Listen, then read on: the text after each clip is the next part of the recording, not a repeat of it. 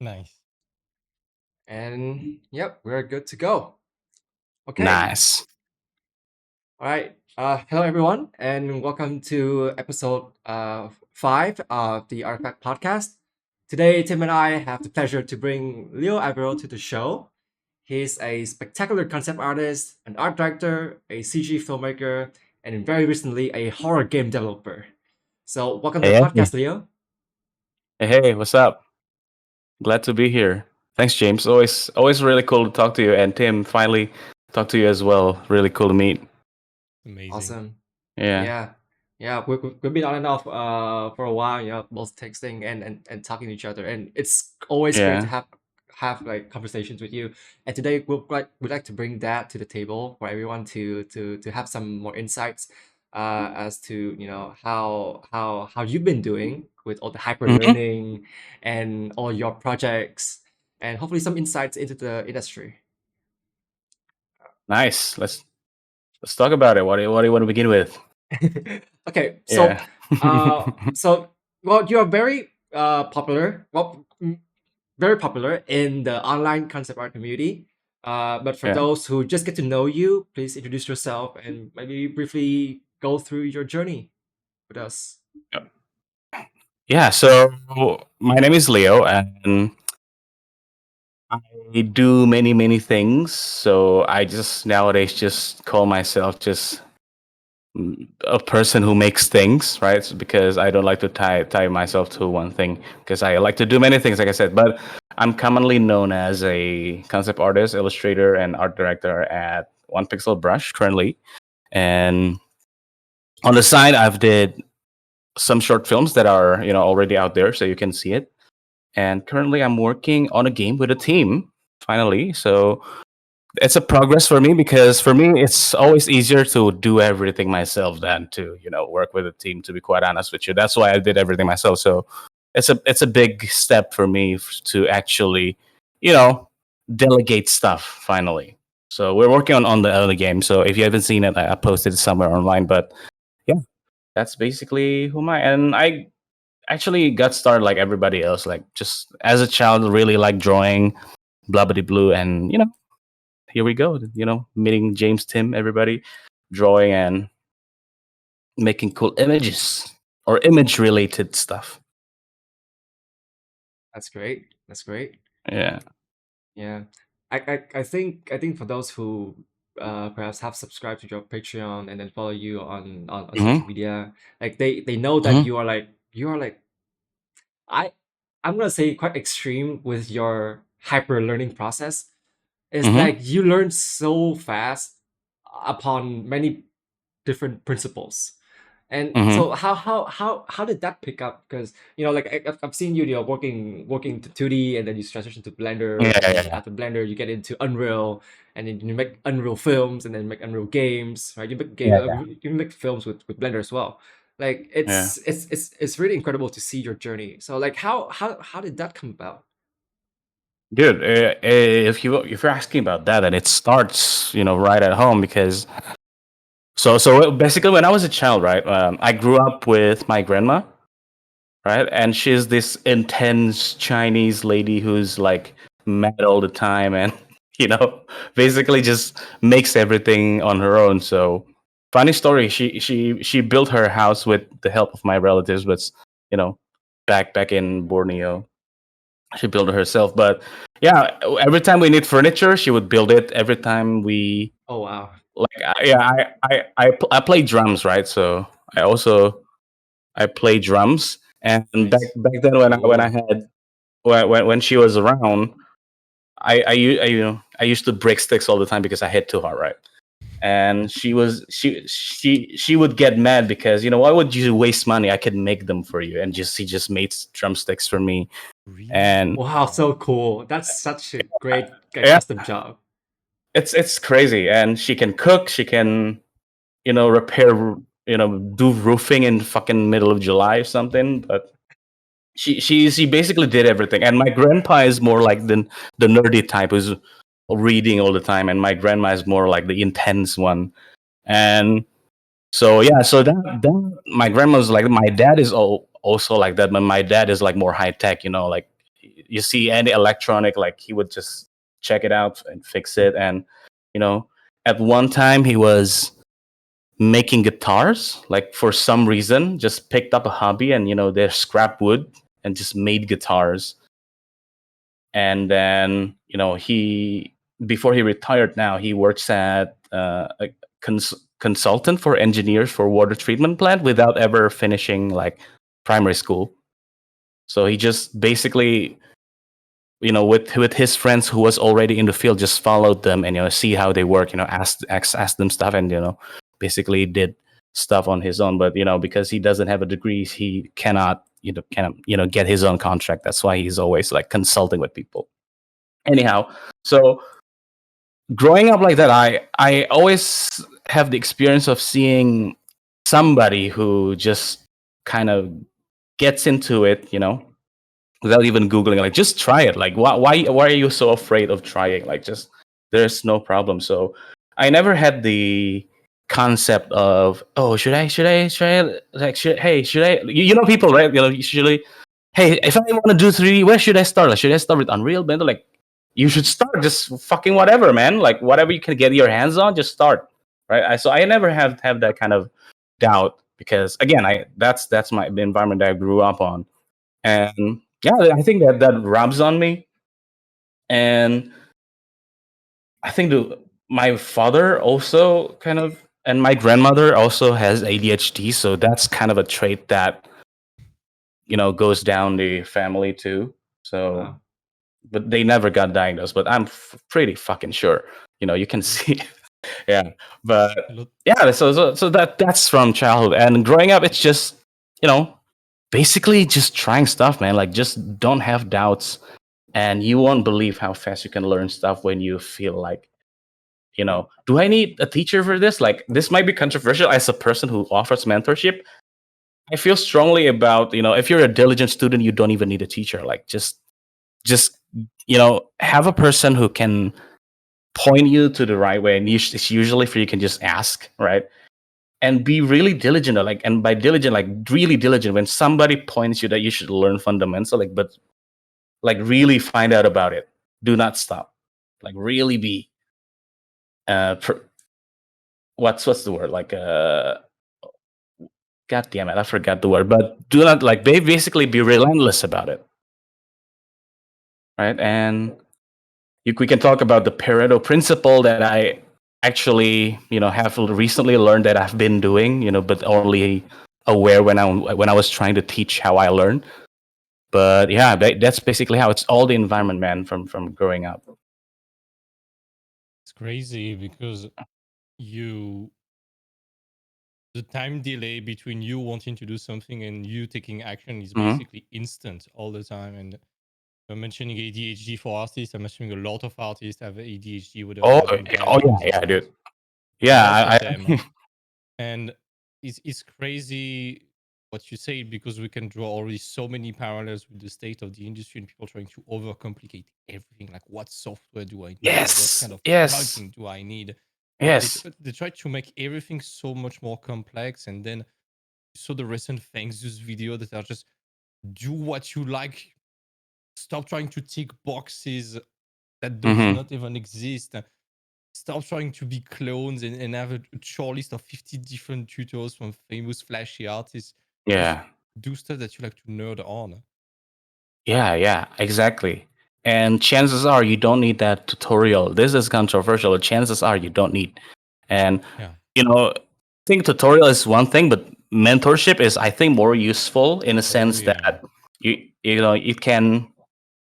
I know this is biased, but in a sense that it can point you to the right way. But tutorial is just the same as, I don't know, like all the resources on the internet, right?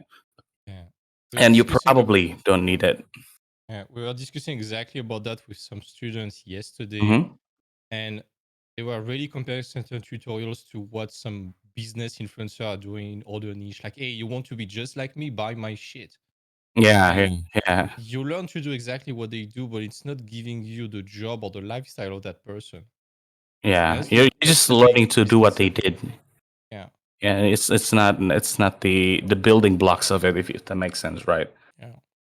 Yeah, I totally agree. People overcomplicate stuff, and I always is heartbroken whenever I see people ask, like, when I post something, people ask like, "Hey, what add-on did you use for A, B, and C?" And the answer is always like as straightforward as you can fucking get. Like, "Hey, dude, have you ever thought that I probably made them?" Right? Okay, like it's like that's an idea, but yeah, even if I use an add-on, like I doubt you don't know it's the same add-on that you probably use. It's just maybe some people are willing to push it more, right? Even when you're using it, like yeah, so that's also the problem, right? Even when you're using an add-on, like people also they overcomplicate the tool, but they don't overcomplicate the process, if you know what I mean. Like they have the tool and think that, hey, if I have this, then I'm gonna be the most amazing artist in the world, and Nope. keep forgetting that the underlying aspects is what matters most, which is why I think Fengzu's video is such a breath of fresh air, because he was away for so long and then suddenly boom, he came back. Like Yeah. he was like, hey kids, listen. Yeah. And the sad part is that probably, I mean, Fengzo has been delivering the same message over 15 years now, and people are not listening. Only a very Yeah. few are listening, and I'm assuming everyone and their mom are going to watch his videos, think Mhm. about it for a week, and maybe 1% of people only is going to really apply that.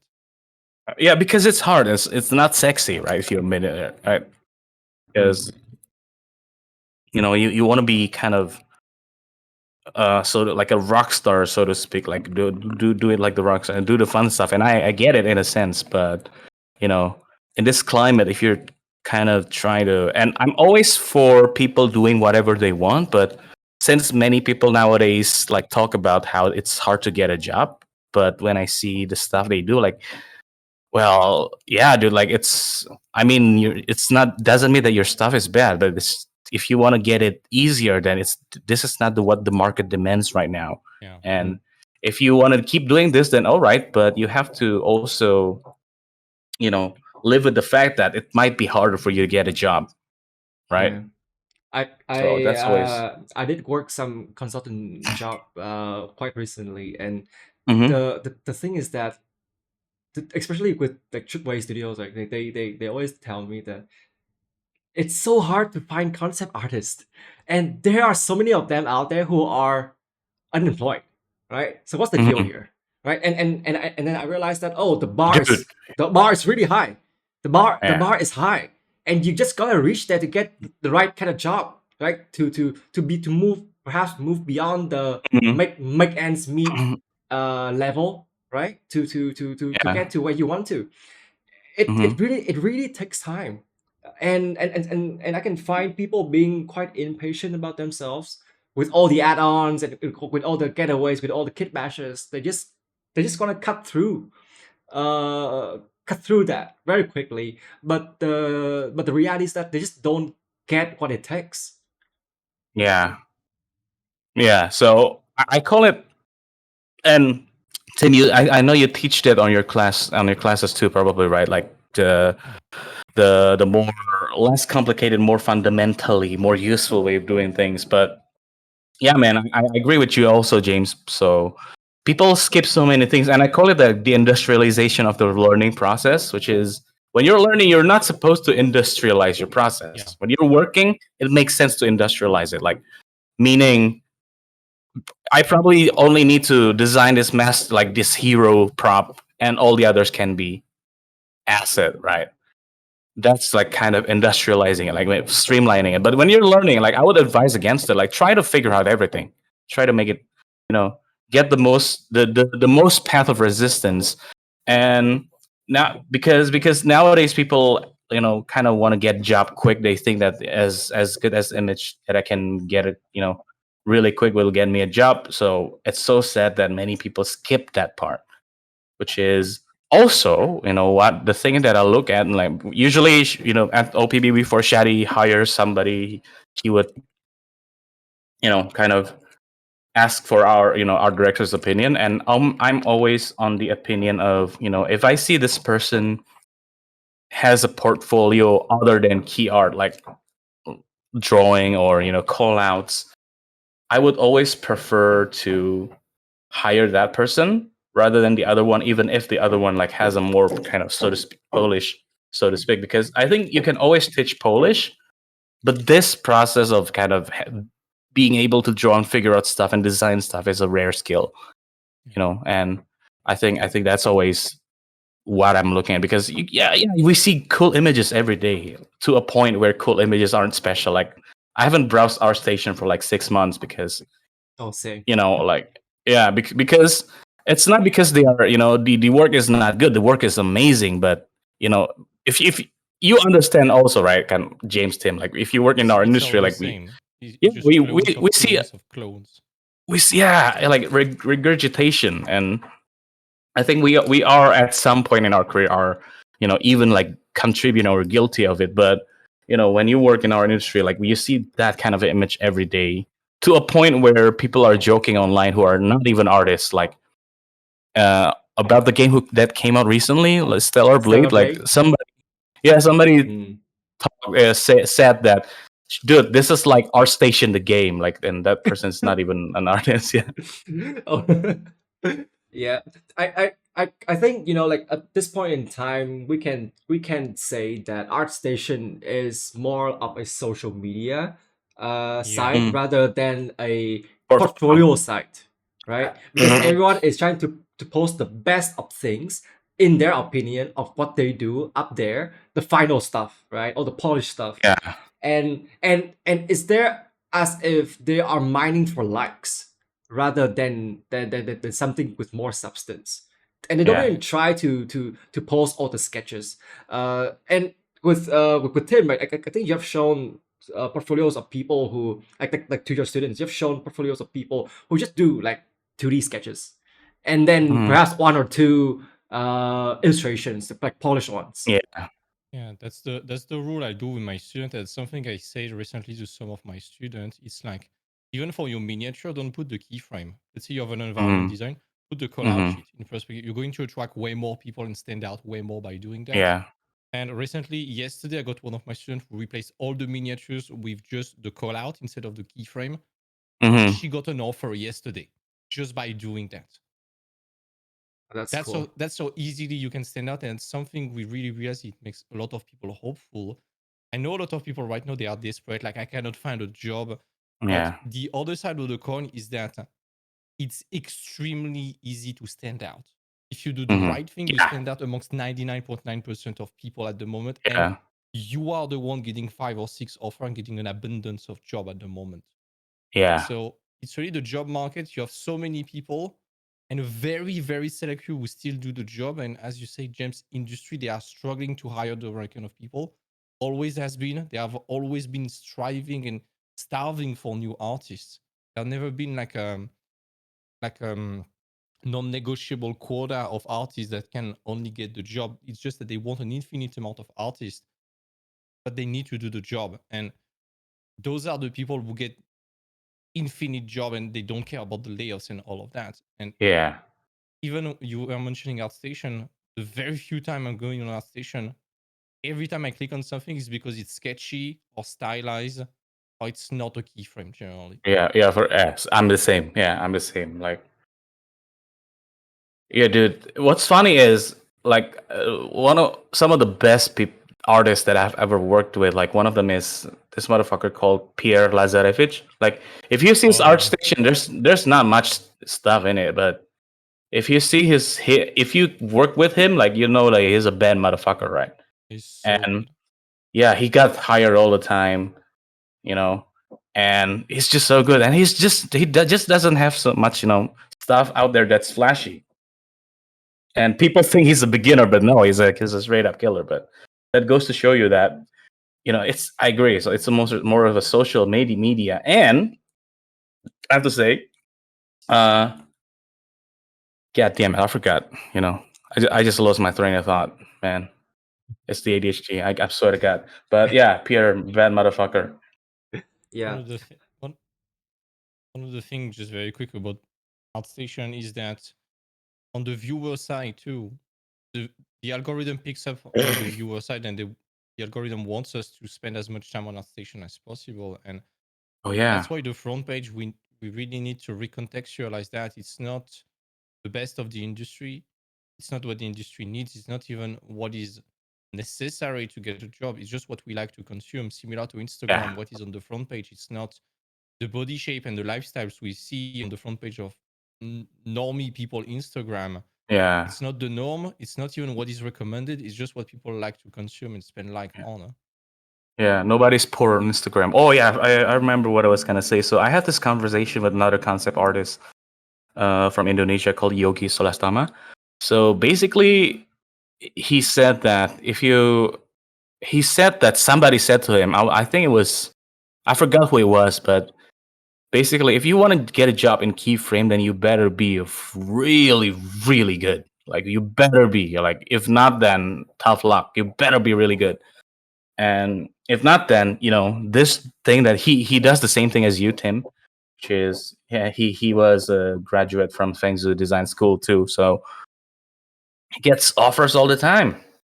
Man, he's busy as fuck, and he has students. The students are busy, so that goes to show you. And the same problem of finding hires, right? When I was an illustrator back at this local studio called Polar Engine, I used to hear the studio head of my regional office kind of,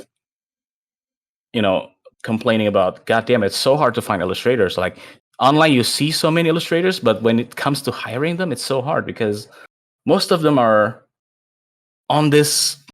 I see there are two lanes, right? One lane is the quote unquote right lane. The other lane is the what seems to be the right lane. And back then, most of the hiree, like the applicants were really good at rendering, but almost nobody knows how to draw.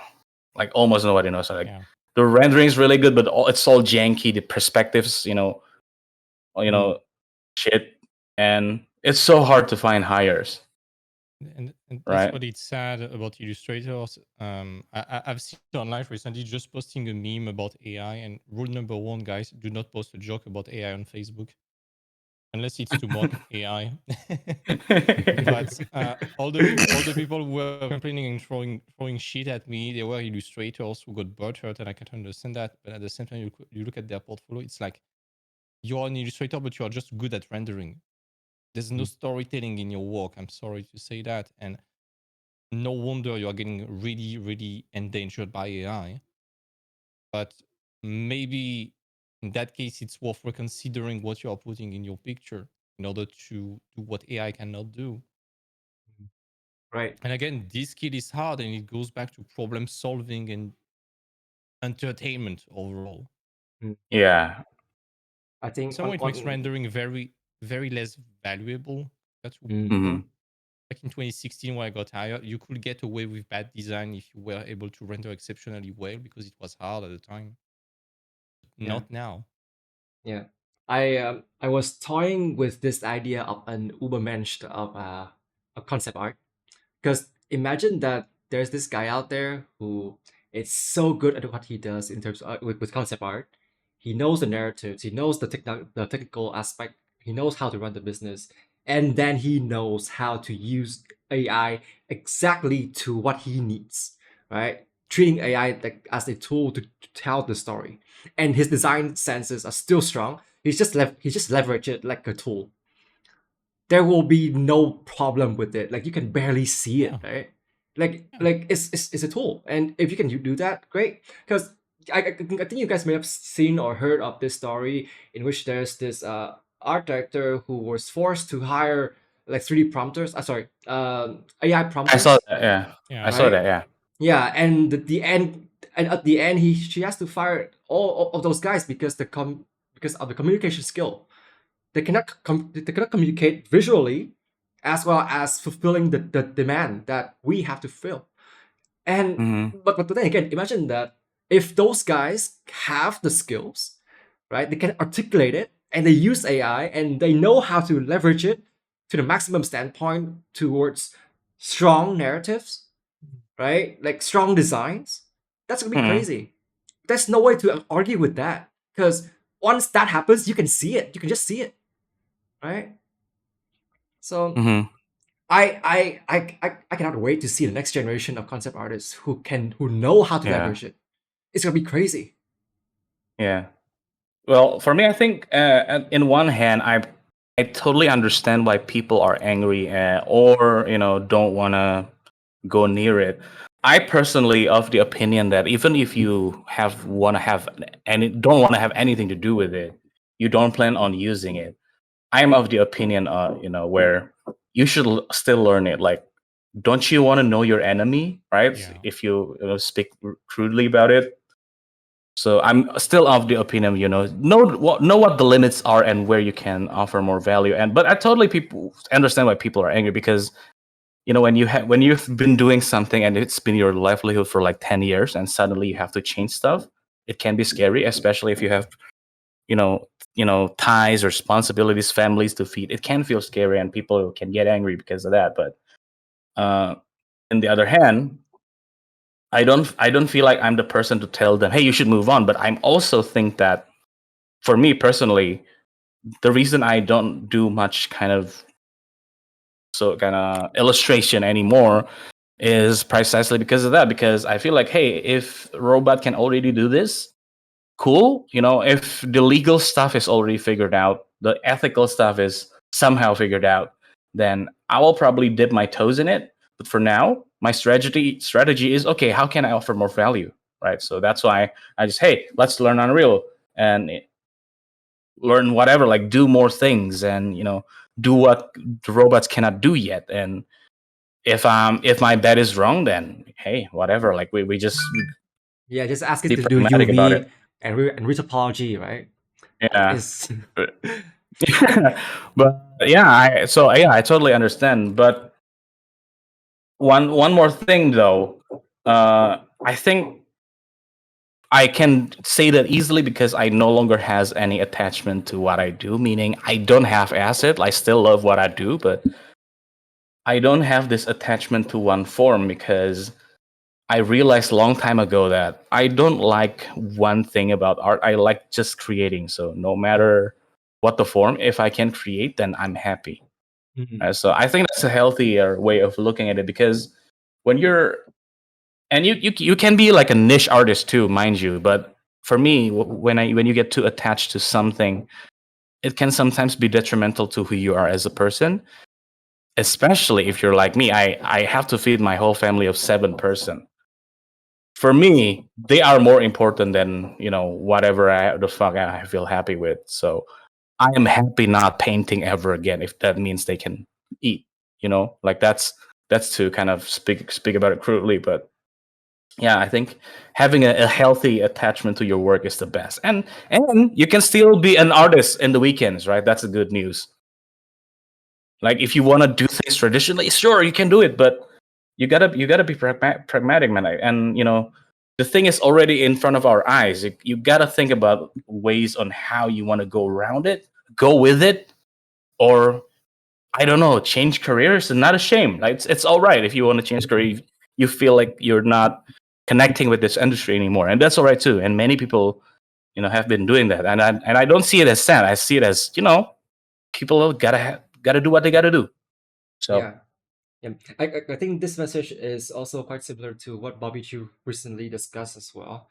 oh, He yeah. also said that like yeah he did share his point of view in which he not only is he an illustrator, right? He worked in concept art, and then he produced an animated TV show and graphic Mhm. novel, and then he opened schoolism, right? There's so many other venues to express yourself and to push forth the idea of trying to be creative, Yeah. right? There are Yeah. many venues, and this is where I want to kind of ask you, like, how do you start like diversifying your and leveraging your knowledge in concept art towards other Mm-hmm. venues? Because some people are just struggling, right? They just see one thing, just tunnel in to concept art.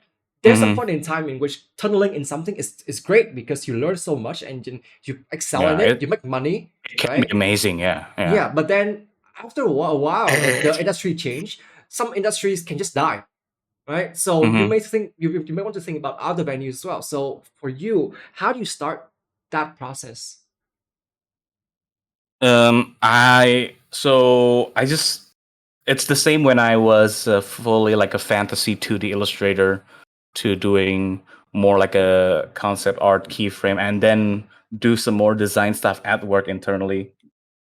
Is that simply because I got bored really easily, to be quite honest with you.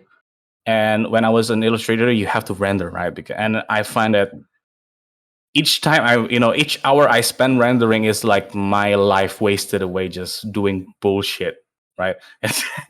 I'm not saying the work is bullshit, but it's bullshit for me because, dude, you could have just used a photo while like all through back then, or I could have just rendered this in 3D and be done. Like, why am I rendering it like a troglodyte right now? Like, I feel like I'm wasting my time. Like, I could have done so many cool stuff with this time.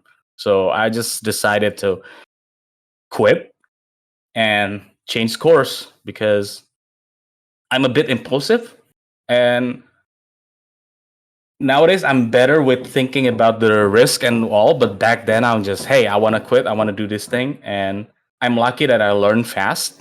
So I just learned this new stuff, picked up, get jobs and whatever. And I think when I quit, I was jobless for like 3 months, and then I posted some more portfolio pieces and got jobs from a Chinese outsourcing company, and that kept me going before I get into OPB. So, and it's the same too with films. I just at some point I think got kind of bored of doing just still images. I started thinking, hey, wouldn't it be cool if it's moving, right? And then same with games as well. Like, wouldn't it be cool if it's moving and you can control it, right? So it's just a moving target. And this one quote from an interview with Orson Welles also really stuck to me. This is older Orson Welles, like with beard, and whatever. I think it's in during the 70s or 80s or 60s even. So the interviewer basically asked him, "Do you have any regrets? Like now that you're this age and you're not doing films anymore, and do you have any regrets?" He was like, of course, I have regrets. Like, it's insane when you ask people and they don't have regrets, as if they haven't just lived the life. So the person asked him, like, what's your regret? I regret that I have ever got into film. Why? Because it took so long to make, so expensive, that I don't get to do anything else. Like, if I can repeat all over again, I would have gotten away from film like way sooner than I had and do other things. And that really stuck to me because it kind of shows to me, like, yeah, there's more to life, man. Like, I don't want to do this forever. And for some people, that might be a lifestyle of their choice, and they like the stability. But for me, it feels like a prison. It's almost like I think it's almost unhinged to be stable for too long. Yeah. Is that feeling? I think I I think be- I think almost all creatives have that somewhat. They want to do mm, something else for some yeah. reason. Perhaps that reason is Mm, clear defined, perhaps not. But yeah. I think everyone might just have taken on that once upon a time. Even now, right? Some Yeah. of us now still Yeah. have it. Yeah. Yeah. And I think it's from upbringing too. Like, I'm Mm. very comfortable with instability because growing up, my dad, because he just graduated from primary school, he never got a really steady job. So we can be very loaded at one point and be really poor at the other points. And mostly we're really poor, but sometimes we got money, sometimes we don't. So I'm really very used growing up to just really being unstable. So taking kind of leaps like that, it's scary, but I know that, hey, if I ever got to that point again, I know I can survive and I know I can bounce back because, as long as you have the wit and the so-called wisdom to bounce back, you will bounce back. So, Mm. but, Yeah. but obviously now it's harder to do because I have all these people that depends on me. But I still think like that to a degree. And Oh, we yeah. also stop improving a lot when we are too comfortable doing only one Yeah, thing. As you said, you start to industrialize your process, and that's why you stop growing. So yeah, having a exactly. healthy amount of chaos in your life tends to be pretty beneficial. You know, it's uncomfortable. It's like pick Yeah, your poison. If you stay comfortable for too long, you get rusty, and before you even exactly. realize you're dragging behind everyone else. But Yeah. in chaos, okay, it's uncomfortable day to day, but you can learn how to manage that. You can build a confidence that even when it happens, as you said, you can handle that and bounce off. Hmm. But also, that's where journey, when there is a risk, the reward is worth it. Generally, Oh yeah, that I, there's always a bigger reward. Yeah. yeah, I'm pretty sure it's the same for you, James and Leo. But every time you take a gamble or risk, sometimes it crashes and it fails. But when it succeeds, the reward is absolutely massive Hmm. all the time. Yeah, for sure. I think that for some people they really confuse in terms of the difference between the mindset of a creative and the mindset of a craftsman, right? Mm, Hmm. Like at Oh times, yeah, yeah. yeah, like the idea of a craftsman is that you stick to a process, they do different things, but the process is the same. And Hmm. that will be risky, especially in our field, because the technology changes so much and there are lots of influences that come into the industry over the years. And so being a craftsman, like you can be well off for like 5 years, at most 10, and then a company would just fire you simply because you no longer fit their new process. They that an entity like studio or a company, it's just like us, right? Like they after a while they know that they cannot get money from this venue anymore, so they move on. And with Hmm. that, they fire people. They Yeah. want to change blood. They want to fill themselves up with new things, with new grounds, with new Hmm. ventures.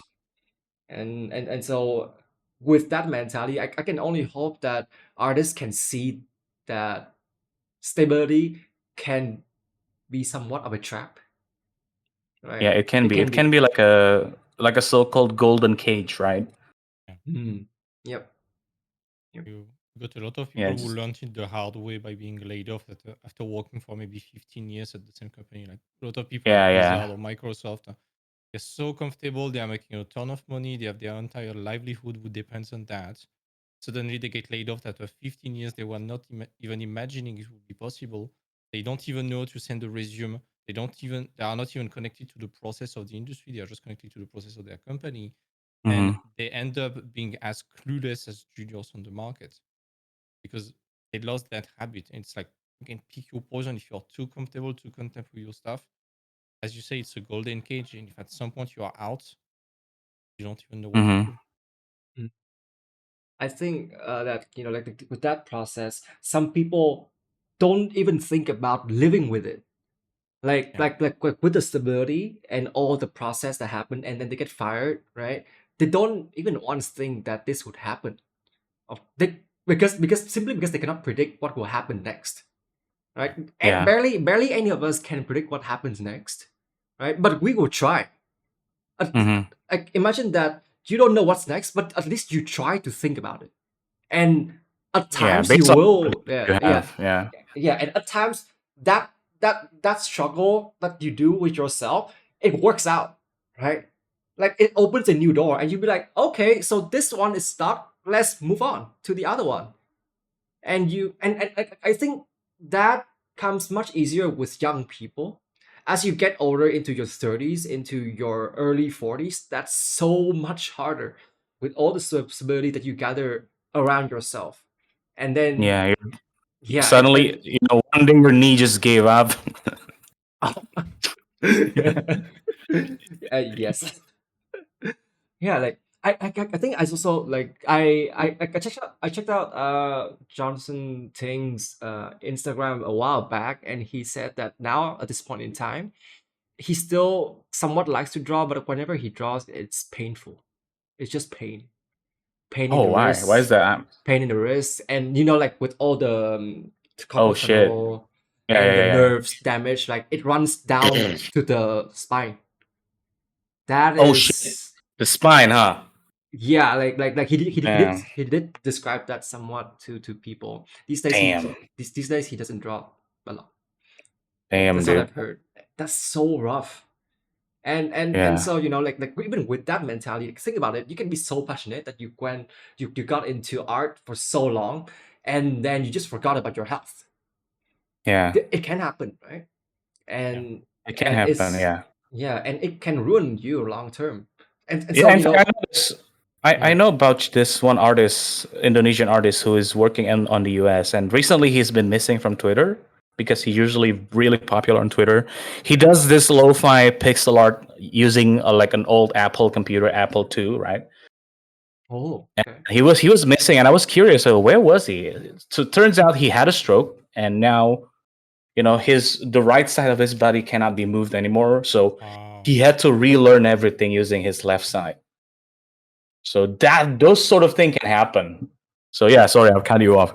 No, But all good. just Yeah, yeah, that's insane. But yeah, it's yeah, another example of going in tunnel vision and just going into it, right? So there has to be a balance in that. Even Yeah. with the instability of learning new things that we do, like that we strive for. Like I myself, I'm a hardworking motherfucker. Like I will work 12, 14 hours, 6 days a week.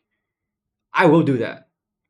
At some point, like just go straight in, right? And that's just not. I mhm, know for myself that it's just not good. But without enough control, sometimes I will surrender to that passion and I'll just take on days of work like that. And yeah. Don't you think it's easier to yeah, surrender to the thing than controlling it? And controlling it's way harder. Yeah.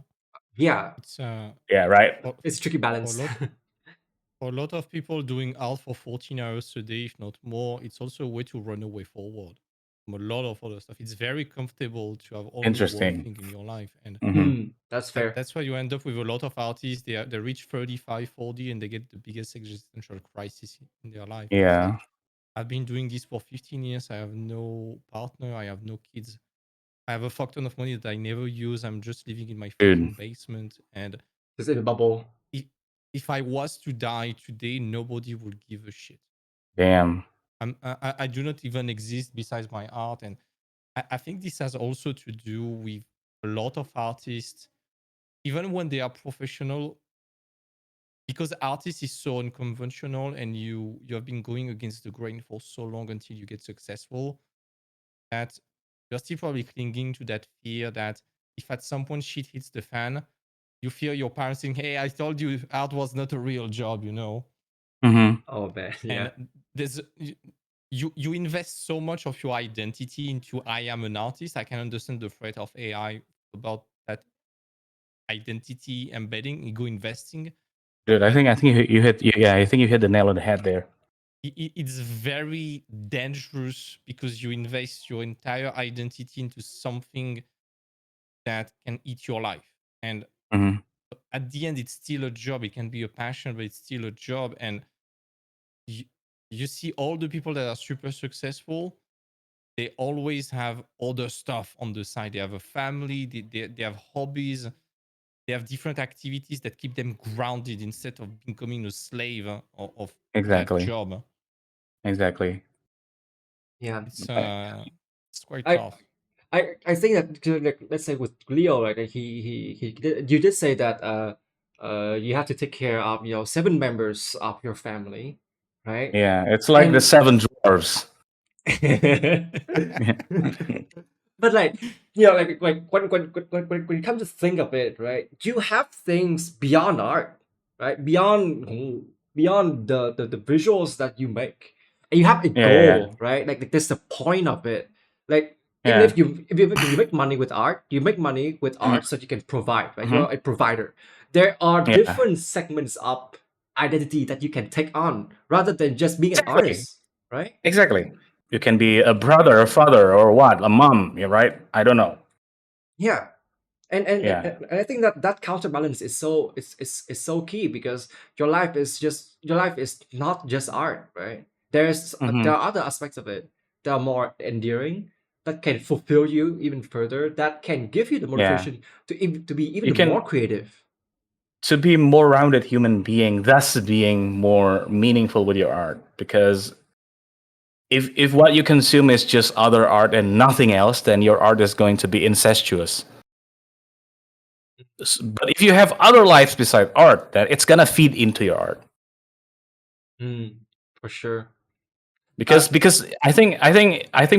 guys are probably gonna agree with this, because I think you can teach the principles of design, but in terms of what to design, it comes back to what the person has lived through, Yeah. what they consumed, what they read, watched, what they went Yeah. through, right? It always comes back to what Fengzu was saying again. Your ability to design and to entertain people, it's based on your life experience. And Yes. again, I like the term incestuous when you only consume art. Let's say you consume art station for someone to start mimicking art station, and it's why it's becoming incestuous. But when you speak about yourself, your life experience, your culture, what you have been growing and experimenting, your travel and all of that, and again, just what you like overall, that's where you can run in circle, but also you are niching in and becoming mega geek, mega expert about one thing, and that's a great thing when it comes to at least the job side. Yeah. Yeah. And I even right think. there, you need to expand your horizon. Mm, Otherwise, if you only draw oh, one for sure. thing, at some point it means that you are not experiencing life in a variety enough of way to feed us a new idea overall to what you're doing. Right. Yeah. Okay, so talking about expanding your experiences, I'd like to segue into Leo's recent horror game title, Oh and no. his endeavor, right? I mean, dude, come on, we just gotta touch base with that. Like, Yeah. it's so cool to see you from just playing around with Unreal Engine up to building a whole game, and in the process of pushing forth with that, you get to Yeah. bring more people in. You get featured on A levels and other venues. It's been great seeing the progress, and I'm extremely happy to see what's been going on with you. So, what can you tell people about it? And I think it would be cool for you to touch upon the idea of teamwork and team building. Oh yeah. So I cannot say much, to be quite honest, because we're gonna release a teaser late May, like a proper teaser, and it's gonna be uploaded to a gaming channel. So we have an exclusivity deal with that. But currently, we have no title yet. It's just a project, like a code name, like a project Agni. Agni means fire in Sanskrit, I think. So it's a but if you want to talk about the game is basically if you think uh Hellblade Senua Saga, it's basically like that, like in terms of the narrative experience and stuff. But instead of because I think Hellblade plays with the idea of schizophrenia, right? But we play with cosmic horror and mix some gameplay aspects from I love that you know genre.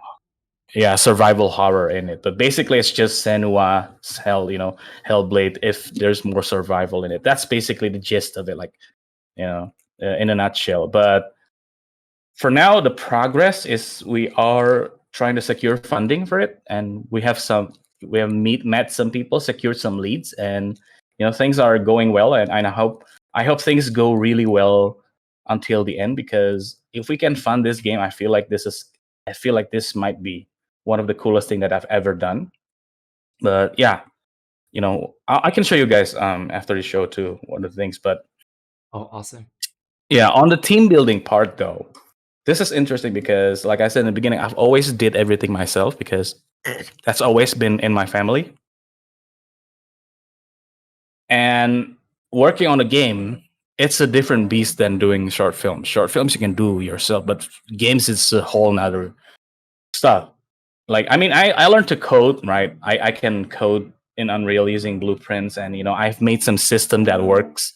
But when it comes to scaling it up, you need team. And what's interesting to me is uh, for me, and this is what I realized too is that when team building, I think if you're leading a team, one of the biggest challenges, the first one is your ego, right? It's hard to let go of some things that you shouldn't do, but you want to control, but you shouldn't control. And I recently watched a video by Tim Kaine. the creator of, or the original creator of Fallout, Tim Kaine, and he made a video about delegation. So basically, unless you want to make everything yourself, you got to find people who you can trust, and you don't just let them cook what they want to cook and talk about it when in meetings, right? Don't involve yourself into it too much, or there's gonna be a case of too many cooks and the food's not gonna be good.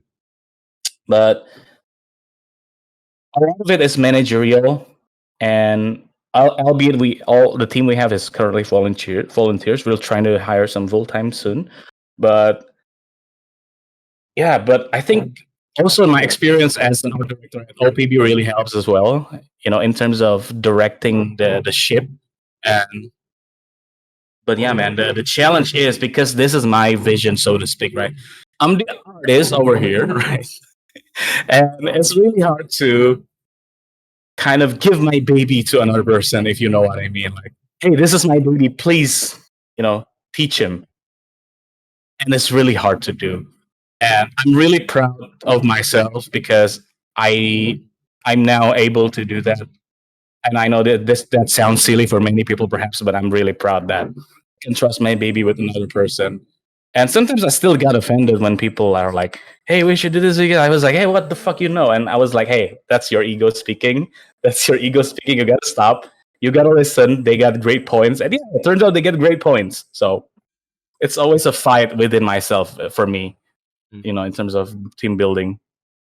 I think it's great that you catch yourself that way. It's like it's like it's like giving yourself that habit. Whenever you get fired up because someone says something, it's probably on Yeah, you. It's your perception of it, not on them, right? stoicism, basically, right? You're entitled to feel angry, but what you do about your anger is your responsibility, Fair. Yep. right? Exactly. Yeah. Okay, so with teamwork and team building, right? What are the qualities that you look for in yourself as well as your teammate, Mhm. like other than just controlling the ego? For me, then the quality what I look for is first of all they have to be, in with the project, meaning like they have to agree with the vision. If not, then you're kind of fighting your way upstream because you know they might want to do things a certain way and you might not want to do things a certain way. Like, there's ego to control, but in the end of the day, you as a game director, you have to have that final say, right? And when you have a team that doesn't trust you as a captain, then it's going to be an upstream battle. And so that's the first quality. The second quality that I look for is, when I'm hiring full time, currently what we have is volunteers, but what I look for is a person who is curious, right? So, are you do you want to kind of just stay on your own lane, or are you curious to see other stuff and what people do as well? Maybe not yet involve yourself, but are you curious? In the meaning, are you willing to learn other side? And I'm aware that that kind of quality is kind of rare and it's kind of hard to do. So I don't feel kind of strongly about that. But if I find that kind of person, I want to hire them. And the other quality that I look for is the ability to teamwork. Basically, it's the most obvious thing in the world, but sometimes it's not obvious because an artist can be the most amazing artist in the world, but without the ability to communicate or to work together or to receive feedback, you can't work with them at all, or to understand brief even, right? To understand what's the objective here and to understand that they're part of a team and this is not their show, this is our show. I think that's a big part of it. And I would rather have an artist that's easier to work with doesn't rather than really amazing artist who's like really hard to work with any day, because you can always art direct stuff but you cannot art direct attitude. Yeah, yeah. So basically, what just happened there is I allowed you to state out your JD for people, the job description for people who want to get into Hmm. the game with you. So you're welcome. Yeah. Shit. Nice. Hiring soon, if we got money. Well, cannot wait for that to happen though. It's like I think the initial point of the game, like, to be able to get the right funding is so Mm. it's so rough. Like people, Yeah, especially now, right? yeah. People are Mm, really conservative in game industry now in terms of investment. right. Mhm. I think I did caught on like a snippet of a stream from Asmund Gold, and he reviewed the new updates for Unreal 5 over 5.4, and he Oh said yeah, that yeah, yeah, yeah. and he said that there will be a point in time in which graphics is not the key. Graphics Mhm. there will be a plateau, and the That's idea is already the to case. yeah, Who gives a shit and about graphics today?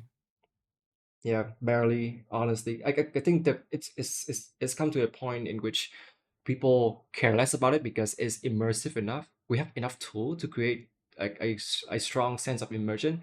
Now it's about the narrative, it's about the quality of the storytelling, it's about the design Yeah. that makes that story stick out, right? So like Mhm. even with that idea, like you know for a fact that there's still hope for concept art. It's not like a dying industry. It's still there. Oh, It's just it's more demanding. evolving. Yeah. Yeah. Yeah. Just like the graphics, it's funny because back in let's say 2012, doing a realistic game was very expensive, and Yeah. all the indies, they were having this kind of polygonal, low poly Yeah, look. yeah, It yeah. was Low more, poly, pixel. and today realistic is the cheap way. Yeah. And all the great games, we still are art direction, they are super stylized. You look at Valorant, you Yeah. look at Ori, you look at No Rest Mhm. for the Wicked. I don't know if you watched the gameplay of that game. It's by the creators of Ori, and this is insane. Look even at Yeah. Baldur's Gate, the art direction there is Mm. stylized, but it's not Yeah. extremely realistic. You look at Hades, you look at Doom. It's graphics. Nobody gives a shit about the graphics already. Yeah. And all the games with a massive art direction, you look at even Destiny. They Mm. don't kit bash stuff. But today with all the kit bashing packs, that's making game dev way cheaper if you want to go the Yeah. realistic route. Even in We Unreal, you have press a a button, boom, you have photorealistic yeah. stuff. We have a term in indie game scene. It's called like asset flips. Right. Like yeah, asset flips. Yeah. I think at this point in time, like the lower grade of the AAA, right? Like the double A or the indies, like the graphics is getting insane simply because the engines and the tools available are just extremely accessible. Yeah. So if you want to make a game, right, just might as well do it. Do it now. You can. You Just go can. ahead. Trust me, you can. If a moron like me can do it, then you who was watching it, who's most likely smarter than me, can do it. I told I bet my left ear. This is the right ear, by the way. I bet my left ear you can do it. Awesome. You can do it. You just have to find the time and enough internet speed to download Unreal because it's quite big. Yeah. Yeah, like I have to constantly speak with my team when it comes to the concept art that I made, right? I always tell them I'm very happy to know that I don't have to open Unreal Engine on my PC. You open it. You do your thing. Mhm. I'm just not gonna open it too much. Sometimes like I'm just gonna learn some things, update all the technical stuff, and that's gonna be Yeah. pretty much it. Just let the game devs do. But even with Unreal Engine at this point in time, it's so smooth. It's much smoother compared to years back, right? Yeah, It's easier dude. to open thing. It's easier to load like 10 VDBs at the same time, right? No lag, Yeah. barely any. I think my short film at this point is 500 gigabytes, the project file. It's just loading without ever coughing Unreal. It's insane. Like without even a hitch. Yeah, it's so great. Like the 99 is great. It's just great. Yeah. You know, Yeah. It's it it's like godsend. yeah. Well, in any case, I kind of want to ask you something even more concept art centric, which is like as Hmm. someone who has like a constant flow of insights in the entertainment art industry because you're still actively like you're still actively working in the industry. Hmm. What do Hmm. you make of it at this point in time? You meaning the whole state in general, or Yeah, as any yeah, specific? the whole state in general. Well, I think it's a really tough moment right now in terms of many people are desperate, and there seems like a negative air around. Like many people announcing they are leaving concept art forever. Many people are kind of getting angry about all kinds of stuff, like about AI, job losses, layoffs. So it's a bad situation right now. But I think from this bad situation, I think it's a shading period when you know because in industries, I think sometimes when it changes, when it got disrupted as we are getting disrupted, some jobs are gonna be gone forever, I think. And I'm really sad thinking about those personal commissions doing portraits, D&D character illustration, because I started there. I did my toe on in the industry from there. And I'm just sad thinking about, if I start now, I probably can't do that as sustainably. That's sad. And the other thing is again, it's a shedding period. So again, like I said, jobs are gonna be busy. But I think when we get through this, if we get through this, and I think we will get through this, albeit it's gonna probably get a bit worse before it gets better. I think we are gonna pick up again, and the industry is gonna change a lot, man. As you said, like maybe people are gonna start to use AI. I don't know, openly, right? And even I think in closed doors, people are already using it now. Even for ideation. And I know for a fact that some clients already send some. People are already talking about it online. Like clients send mood boards from them for their design job in AI. So the question is, if client can generate their own, and they send mood boards in AI, why don't they just use AI? Why are the design jobs still comes to concept artists, right? Why can't you just do it with AI if AI is so good, right? So that goes to kind of verify the claim that Feng Zhu made, which is, maybe the design centric jobs are not going anywhere, because it's already happening and it's not being disrupted so much. It's gonna be faster for sure. Like I think in the future, like a job for 10 people might be able to be handled by one person. And I think jobs are gonna be missing, but think about it like this. So I think there's a principle of efficiency where when you make stuff efficient in an effort to make it more green. So let's say you found this really efficient way of processing coal, right? It's really quick, it's really cheap, and it's has a low carbon footprint.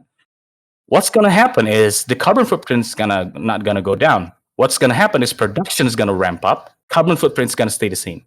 So I think we are in the adjustment period where I think that's gonna happen with us too.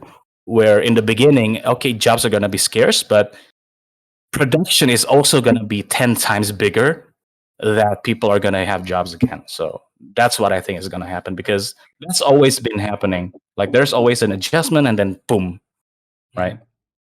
I think there's this corporate idea that profit is still hungry for speed. So imagine hiring like hiring like AI prompters. Like they don't do your job, they waste your time, Mm-hmm. right? Yeah. Productions will not take it because there will be no profit Yeah. No. coming No. out of it, No. right? Waiting for too Yeah, long, like they exactly. just cannot wait for it. And but then designers and the concept artists can take over because they can do it Yeah. fast. If if Yeah. if there's a need for that, right? I bet over time the idea of using technology, just not just AI, right? And ramp up the process. Look at the Blender viewport that we have now. It's live, right? Real Mm. like almost in real time can churn out like great renders. So the tool to cut through Dude. some of the stuff is there, right? Yeah. If you showed current Blender like 10 years ago, you're gonna be probably burned at the stake for being a witch. That's magic. Yeah. Yeah, for sure. And even with AI, like probably the ultimate evolution of AI would be you connect some pans to your head, you think, and it appears. And even if you arrive at that point, it's just going to be about who have the best mind and who Yeah. is channeling their imagination the best and problem solving. Let's say you design, you think about a house, it appears. You're like, okay, now the window. now the furniture is now how do I create a mess to tell the life of the family living there, and Yeah. Okay. not Like Mine's everyone have the finesse and the nuances to do that. You need a lot of experience, you need a lot of certainty, you yeah. need a lot of empathy, I would say.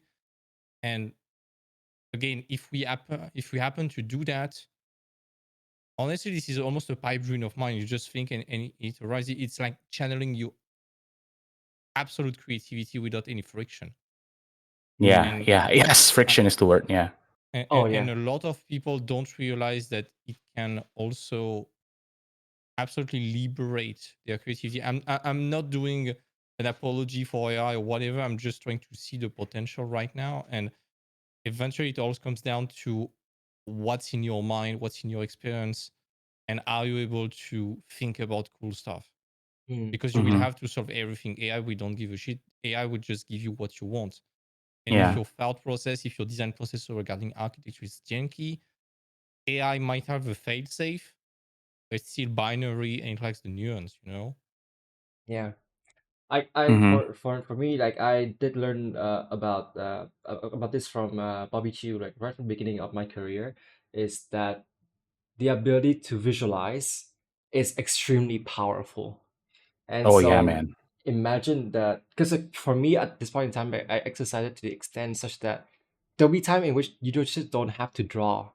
You just sit there and think, right? Just think about Yeah. the shape and the form and the textures and lighting. What can it happen? And then once you get it down, and then just make it happen, right? Yeah. Just daydream.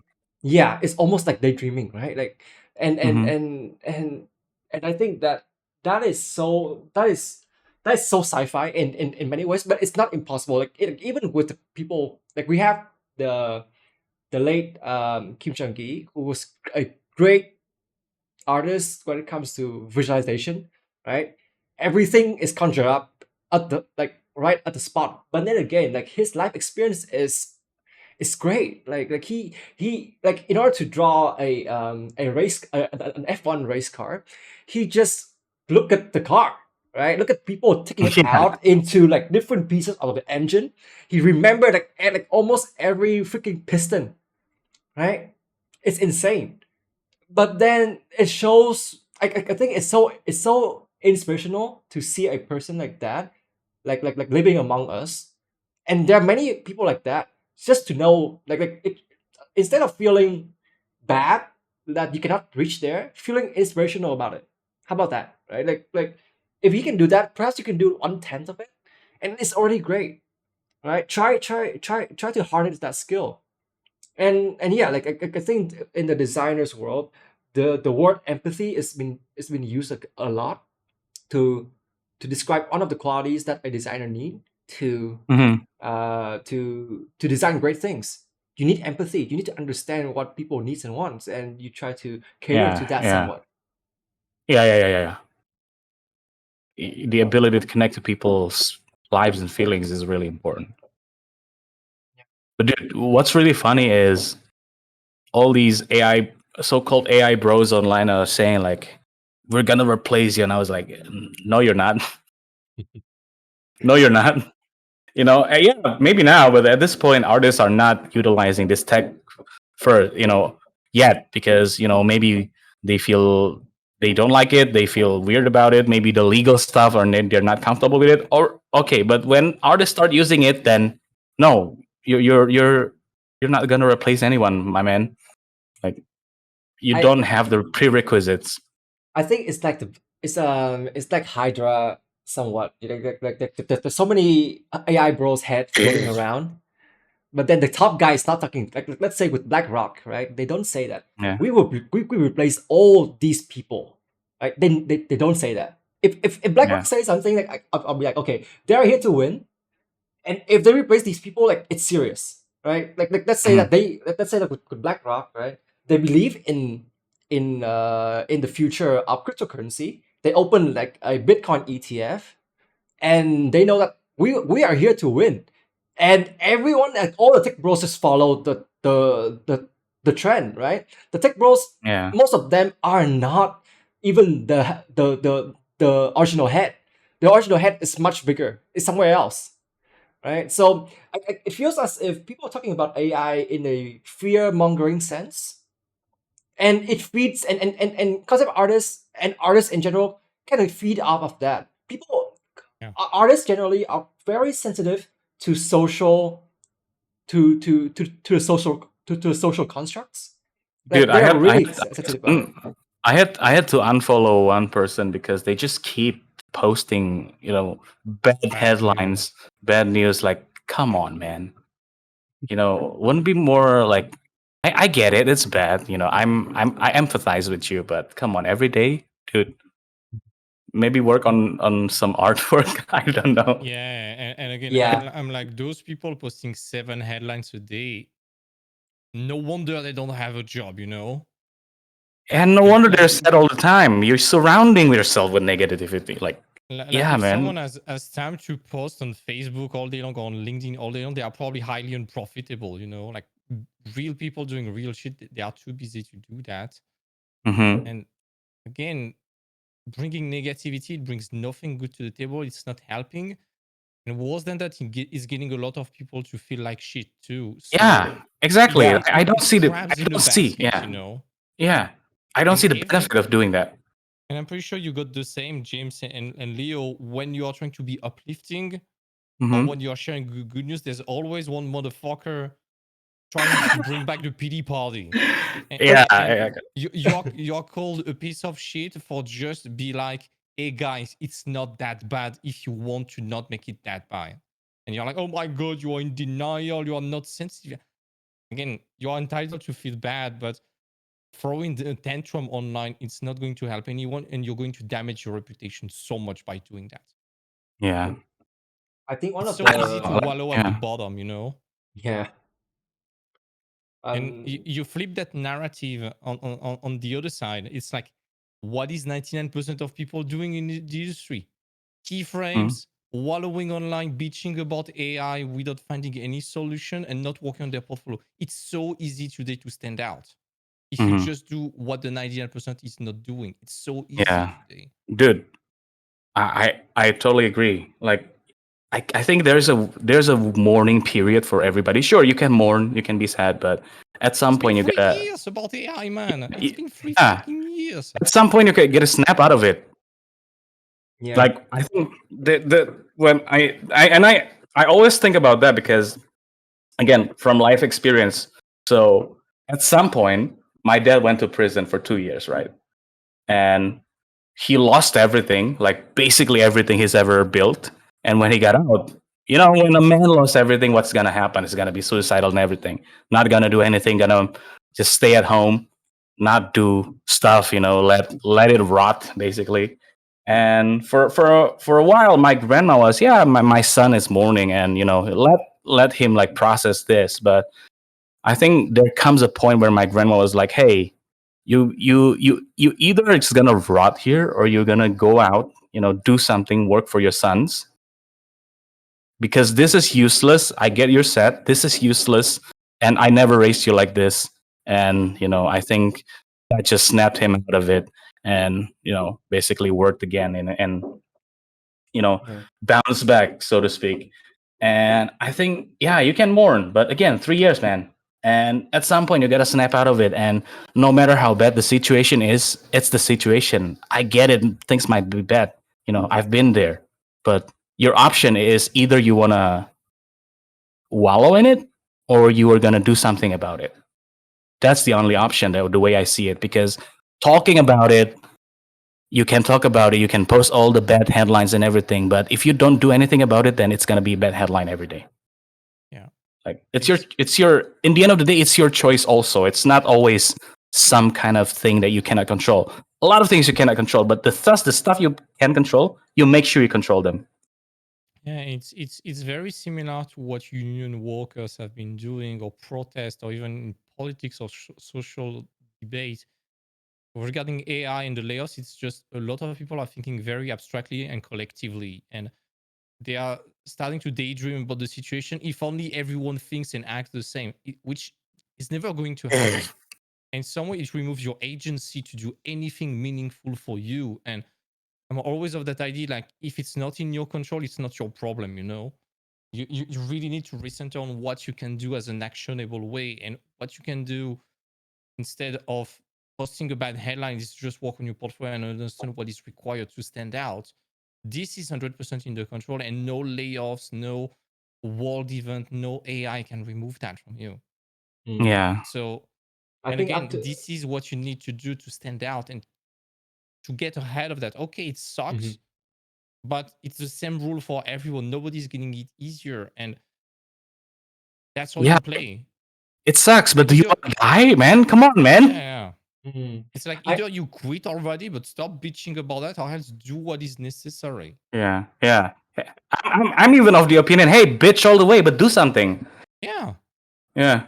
Right. I think like not just with AI. Like, let's say with the layoff, right? I think one of the potential stain that can happen in anyone's portfolio or social media site is to post that banner that I need job.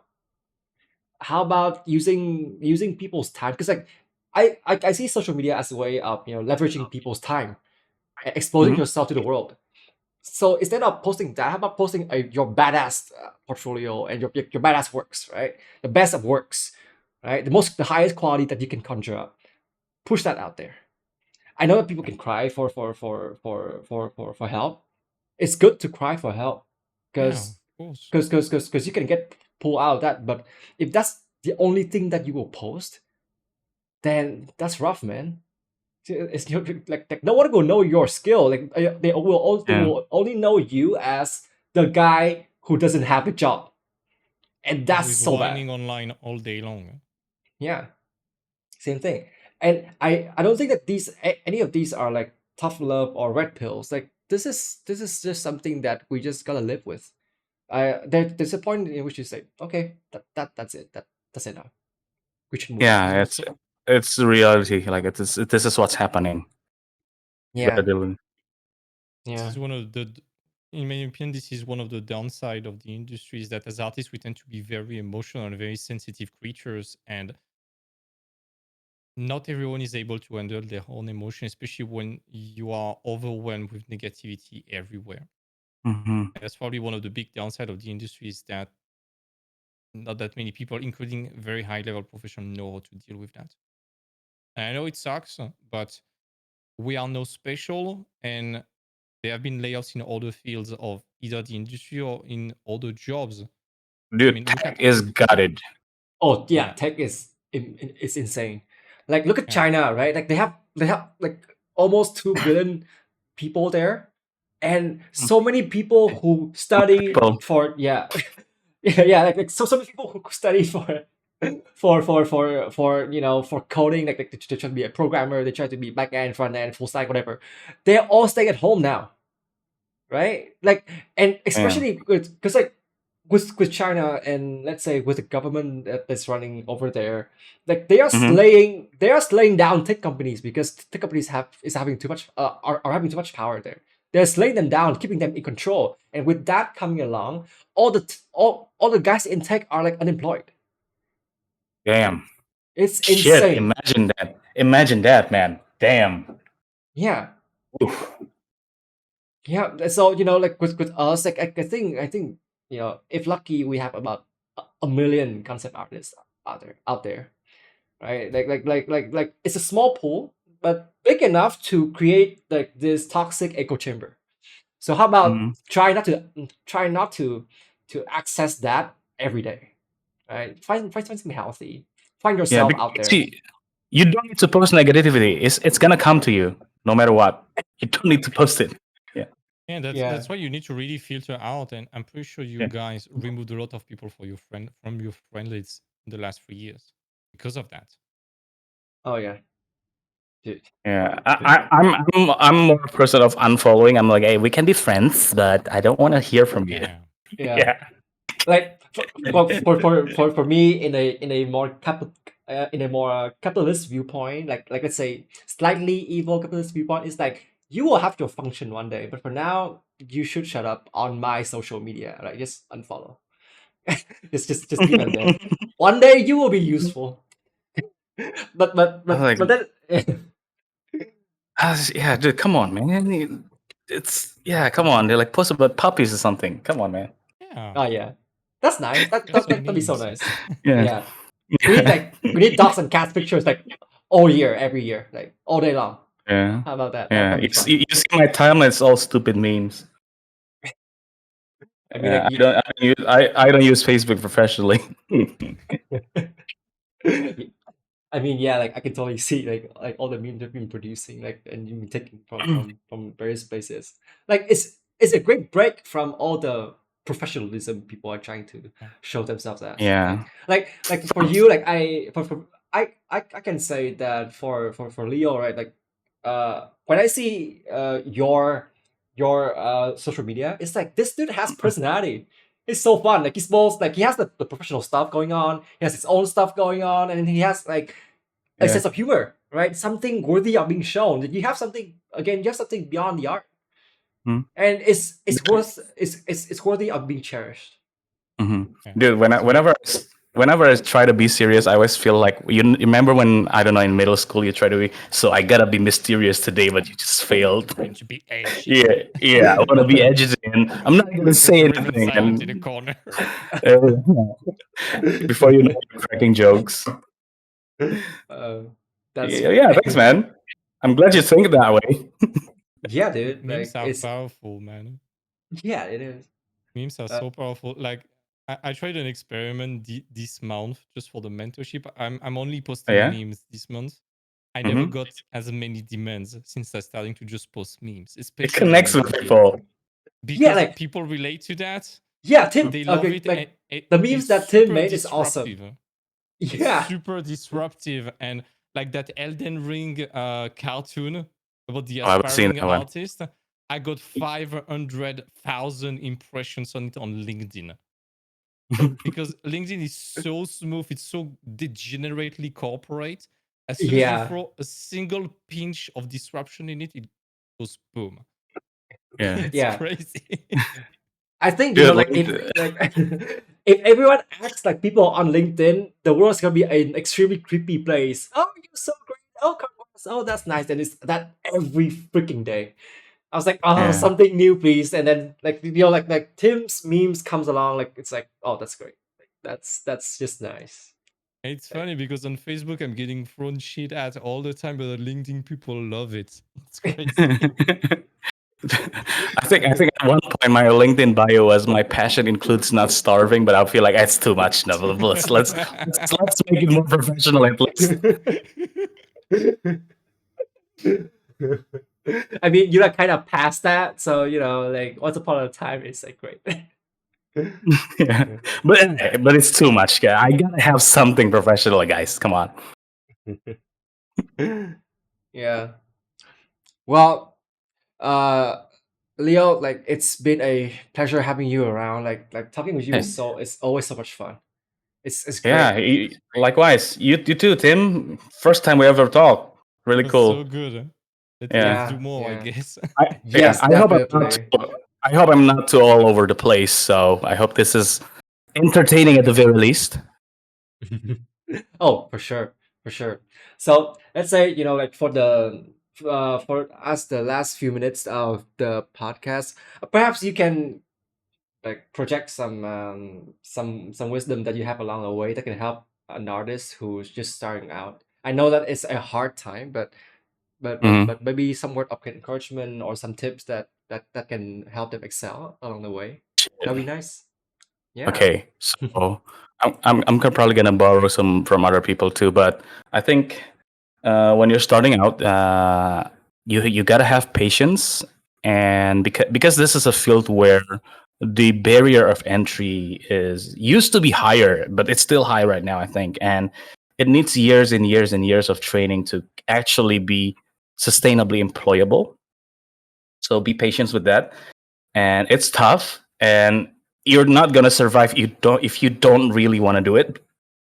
If you think it's cool and you want to do it, then you're not gonna survive because again, there's a lot of upfront investment in terms of time, effort, and even money. And I think the second thing is I'm gonna borrow from Brett Rigney, which is he at one point he said I think it's not only art, any profession. I think it's but especially art is like a black hole, meaning it's gonna take from you whatever you want, you are willing to give, and the industry can be a game of who can sacrifice the most is gonna win, and you gotta find a point where you're willing to let that go to not destroy your own life, because um, you can go too far and have some health problems. And I talked about the guy who had a stroke, and I think Brad Rigney has talked publicly about his kidney failure as well. So again, like have some control in your effort of pursuing something. Healthy habit might be all right, but don't make it your whole life. And there's more to life than art. Like, be a rounded human being and your art is going to be better, I think. And just believe in what you do. And if you're also struggling right now, then I think it's tough. I feel for you, but I do think it's going to pass. So hopefully the storm goes away soon and everybody's happy again before the next downslide, which is going to happen probably in like a cycles of industry. But yeah, Awesome. that's it. I guess. Yeah. Right. That's a great Yeah. ending. And Dude. don't That's a great forget to like and subscribe and turn on the notification bell. Dude, that's great. That's great. Yeah. Yeah. Okay. I just did your job. That's awesome. Thanks, man. Well, anyway, guys, we're gonna put like a bunch of links for Leo down below. If you guys are curious about his works as well as his game. And yeah, that's pretty much it, guys. See you guys next time then. Bye bye. Thank you. All right, bye See bye. you.